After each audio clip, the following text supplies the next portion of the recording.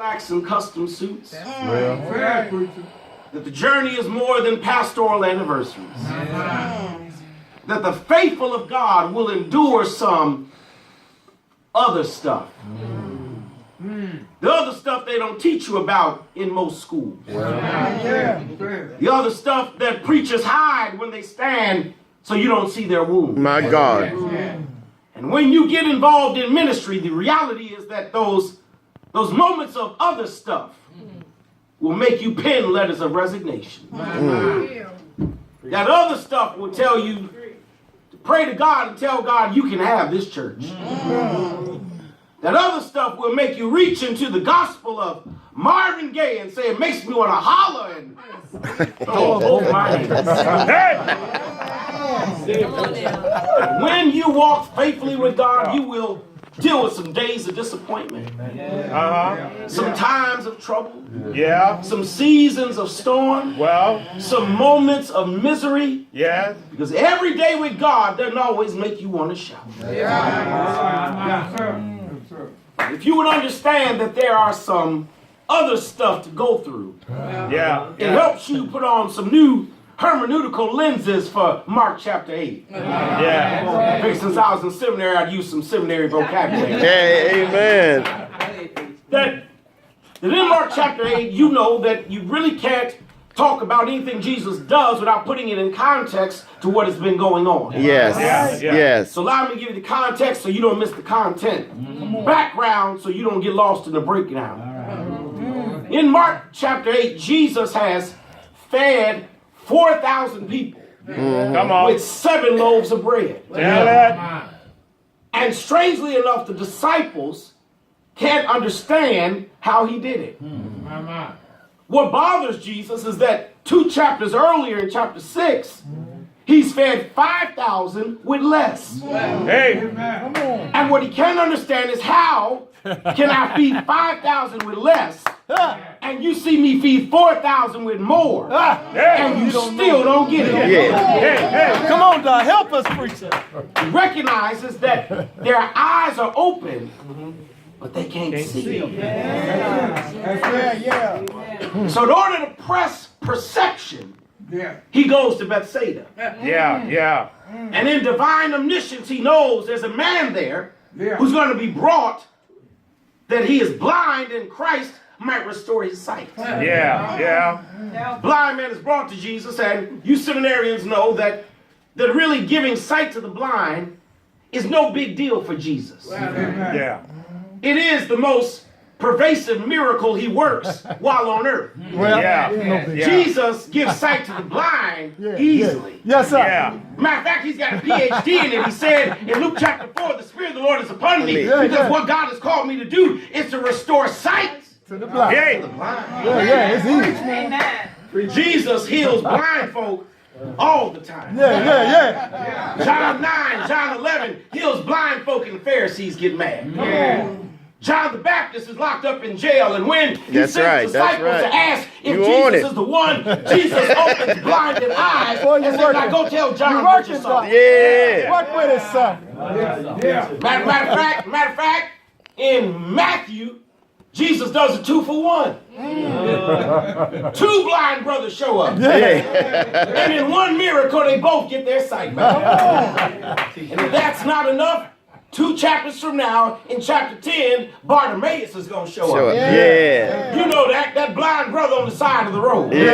Hollering, Son of David, have mercy on me. Jesus opens his eyes. Opening eyes is so pervasive in the ministry of Jesus that you'll read through it and not even take note of the lesson God is trying to teach. There is something uniquely different about this blind man that begs our attention on seminary grounds. The Bible says they brought a blind man to Jesus.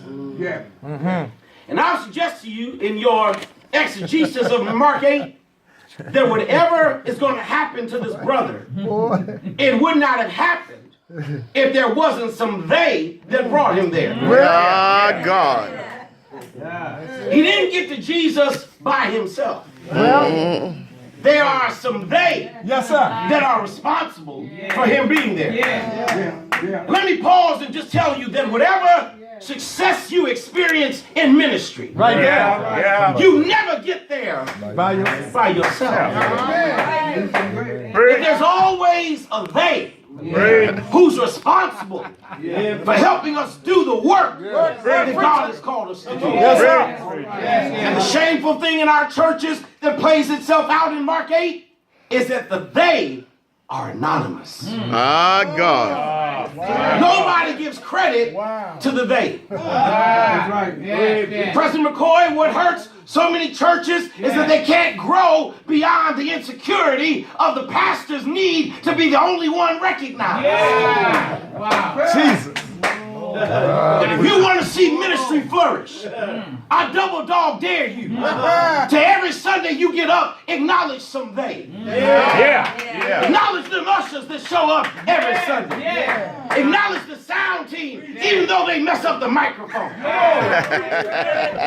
Acknowledge the folk that direct folk where to park and open up doors and feed us fried chicken and mashed potatoes after church. You got to acknowledge the they. Already. And already. Our churches are limited because pastor's name got to be on everything. They have a t-shirt without the pastor's name. Bulletin got to have the pastor's name. Anniversary's all about the pastor. But there's a they that makes it happen. My father gave me a plaque before I started to pastor. It hangs in my office today. It simply says, be humble. A lot was done before you got here. I came by to remind you that when you put that MDiv on your wall, remind yourself a lot was done before you got that degree. The church started before you got saved. Jesus was being preached before you stood in front of a microphone. Saints were worshiping God before you lifted up the solo. There is a they that gave us where we are. And if we don't acknowledge the they, there can be no miracle. They brought him to Jesus. But I can stay in the text, and the Bible says that when Jesus sees the man, before anything happens, Jesus pulls the man outside of town. Come on. He pulls him away from the crowd for a private moment. Because whatever is going to happen is not going to happen in the crowd. Now, we don't like that. We like crowds. I like it when the ushers tell me, Pastor, they're in overflow today. I like it when the balcony is packed to the rafters. I like the crowd. It authenticates my ministry, and none of us have spent years in school to not have a crowd. All right, doctor. Right there. Right there. Not to have a crowd. But, sir, I could have stayed at home and not had a crowd. Come on now. But I want A crowd.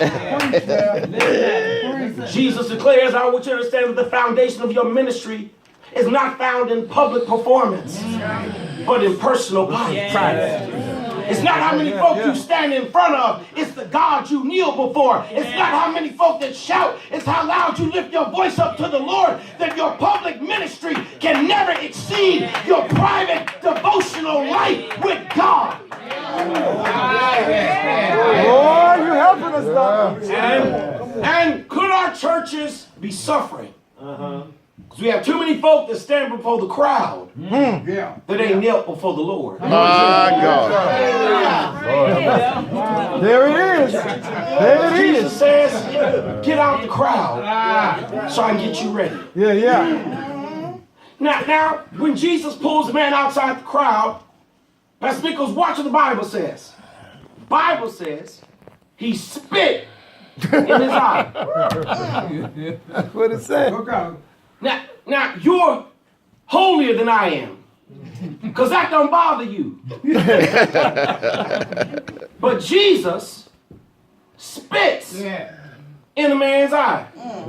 Now, look, I've been to seminary. I know I can give you an exegetical analysis about the cultural value and healing medicinal properties of saliva. And I can tell you how saliva is used in the Word of God. No, here's the bottom line. That's nasty. That's nasty, Doc. That's nasty, Doc. That's a mess. Yes, sir. Jesus looks the man in the eye.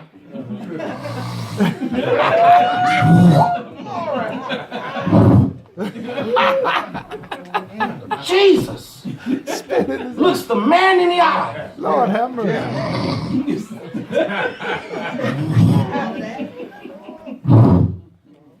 That's nasty.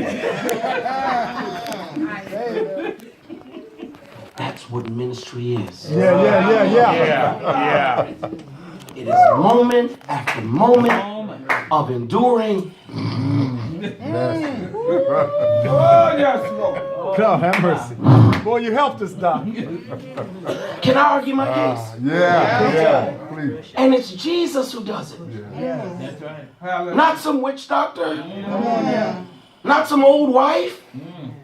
This is the last person I would expect to look me in the face and... But let me tell you what ministry Make it is. plain, Doc. Moments of being spit on Yeah. by the folks you least Ah, expect to do. God. That mother whose son you visited in jail, she'll... Them deacons that you prayed for, they will... Yes, sir. No, that's right. Trustees who you helped save their marriage, they'll look at you and...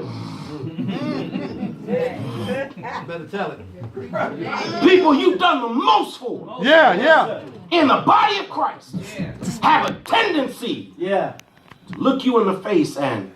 Yes, God.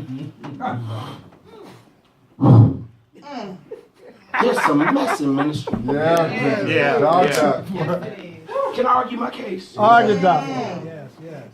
And what bothers me about Jesus spitting in this man's face is that in 2 chapters, Bartimaeus gonna show up, and he ain't get spit on. Why come I got to get spit? That's right. And Bartimaeus just get touched. Yeah. Come here, sister preacher, brother preacher. Help us, preacher. It's one thing when I'm going through it, and I look down the road at another brother who ain't gifted, who doesn't have a degree, who doesn't even love the Lord, and it seems like he never gets spit on. Why he got thousands of members and I got 3? Why his church building? And everybody knows he's sleeping around and knows he can't even preach. I hear him on the radio, he ain't no good. Here I am, week after week, studying and going to school and praying before the Lord, only to get up in front of a bunch of folks who look at me and... Preach, preacher. Yes, God. Can I argue my case? Yeah. And the problem is that Bartimaeus is known. You know his name. Yes. This brother ain't got a name. That's right. Lord, if I gotta be spit on, at least let me be known. At least let somebody know my name. If I gotta go through this, can I at least be invited to Hampton to preach? Working. Can Jakes give me an invitation to Megafest? I don't mind going through the spit if my name is known. You working, Doc. Work with it. But struggle and anonymity don't set well with me. Come on, sir. Who wants to be the best preacher ain't nobody heard of? Preach. Yeah. I just want my name to be known. And yet, this brother who is nameless gets spit on. Now, let me show you the miracle before the miracle. The miracle before the miracle is that he spit on and he stays. Ah, God. See, this will make him better than me. Yeah. Because I'm from the south side of Chicago. You spit on me, Yeah. you liable to get cussed. Yeah. You spit on me, you liable to get spit back on. You spit on me, Well, I'm sitting in my letter of resignation telling y'all go to. Yeah.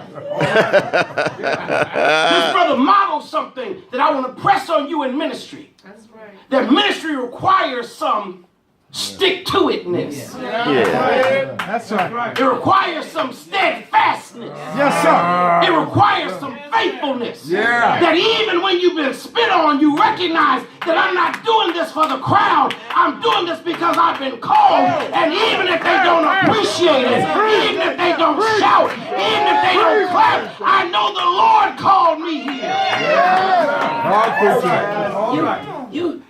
You got to endure some mess if you want to see the miracle. The problem with so many young preachers, you give up too fast. Help us. You walk away too soon. Yeah. Gardner Taylor put it best when he said there ain't nothing wrong with your church that love, time, and a few funerals ain't gonna fix.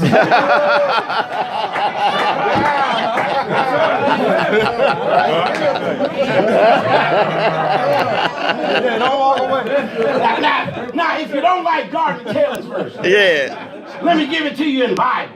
Let me give you a side order scripture. Let us not grow weary in well-doing, for in due season we shall reap if we faint not.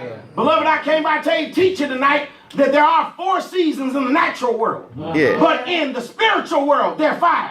We got spring and winter and summer and fall. But then there's due season. And if you learn to be faithful to God, due season will come. If you hold to it, due season will come. If you show up no matter what, due season will come. It says, you got to spit on Due season. and stay. Stay. So Jesus spits on the man. Yes. The man stays. And watch what happens.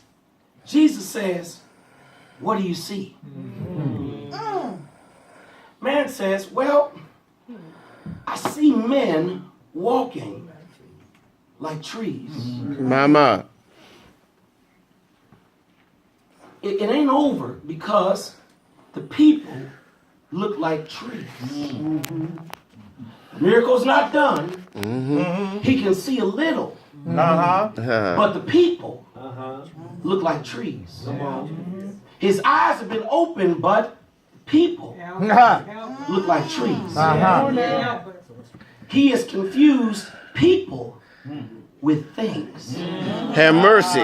You on it, doctor. And the Lord ain't done Lord Jesus. until he recognizes that people ain't things. That's right. Yeah. That's right. Pastor Nichols, could it be that many of our churches are limited because too many of us who stand, when we look out at the people, we just see.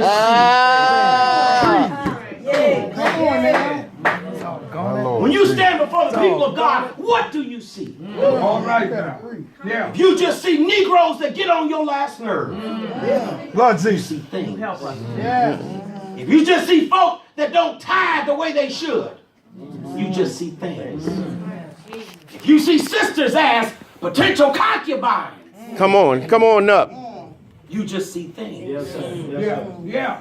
And ministry will never grow until you open your eyes and don't see the problems of people, but see people who have some problems. You got to recognize the value of everybody that God has placed, that we are all made in the imago Dei and shaped in God's image and have value in Christ died for all of us.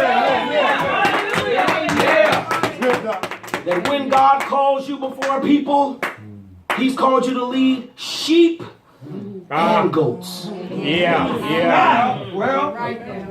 Until you learn to love the goats, you'll never see church grow.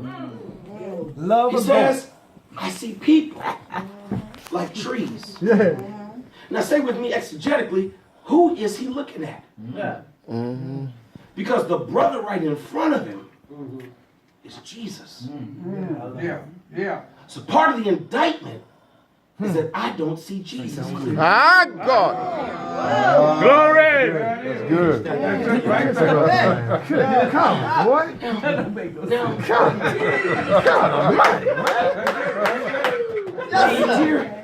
Here's part of the problem. Every other miracle Jesus performs happens instantly. That's right. He's speaking immediately. Immediately. Yeah. Said it in immediately. Immediately. Yeah. My. Has Jesus' omnipotence been compromised? That's right. Has his healing power been evaporated by the struggles of life? How can the Lord touch him and he not see the Lord clearly? Because it's a reminder to us that when you look at God, you never see it all clearly. Amen. Good word. The most dangerous people in the body of Christ are those who think they see God clearly. All right now.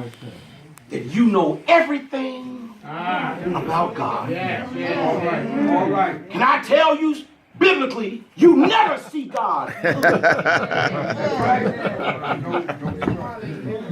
Moses wants to see God's face. Yes. Exodus 33. And Yes. God says to him, listen, Moses, you can't handle all this. Hey. So I'll walk by. Yeah.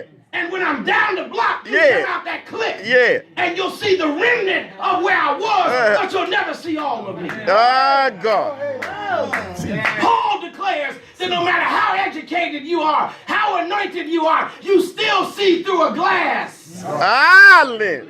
I came by to remind you with your seminary education and your homiletical ability and your hermeneutical lenses and your ecclesiastical history that no matter what you learn in this place, what you ought to learn most is that you don't know everything you think you know about God. All right. Yeah. Oh, I yeah. know there won't be an amen here, but I came by to tell you, God is bigger than your limited language. God is bigger than the thoughts of your mind. God is bigger than the church you attend. God is bigger than the denomination you claim. God is bigger than the religion you practice. God is bigger than the six books you ain't even read all of yet. God is bigger than that. Go ahead. If you can't embrace that God is bigger, you have missed the real miracle. For Paul says that we are stewards of the mysteries It's of a God. God. Oh, Lord. That we bring more questions than we bring answers. Yeah. That's right. And it's dangerous to think you got it all figured out. Come on. He declares that as the heavens are above the earth, Yeah. so are my ways above your ways. Yes. He's bigger. And so the man has to be touched again. Because what's going to qualify him is that he's been touched. What makes us ready is not the degree, but have you been? Thank you, Lord. Not how well you sing, but have you been? Not how many scriptures you can quote and theologians you can name, but have you been? Come on.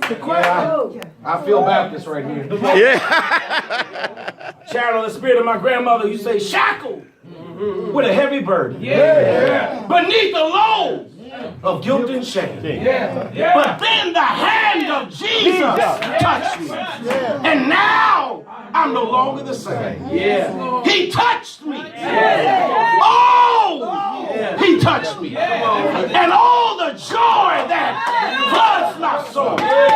Something happened. And now I know he touched me. Man has to get touched a second time. Because he realizes that one touch is never enough. That every time I stand before the Lord, I got to pray, Lord, touch me again. Touch my mind one more time. Touch my mouth one more again. Touch my sermon once again. God, I need you to touch me again. Well, If you didn't figure it out, I'll just close it like this. One of the greatest joys of my life is that I have 2 little boys. I got a 13-year-old and a 10-year-old. My 13 is in his teenage years, so he's too cool to want to hug daddy. But my 10-year-old still loves me.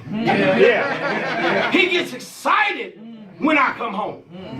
I came home just today, and there he was in the kitchen. And when I ran in the kitchen, he lifted up his arms.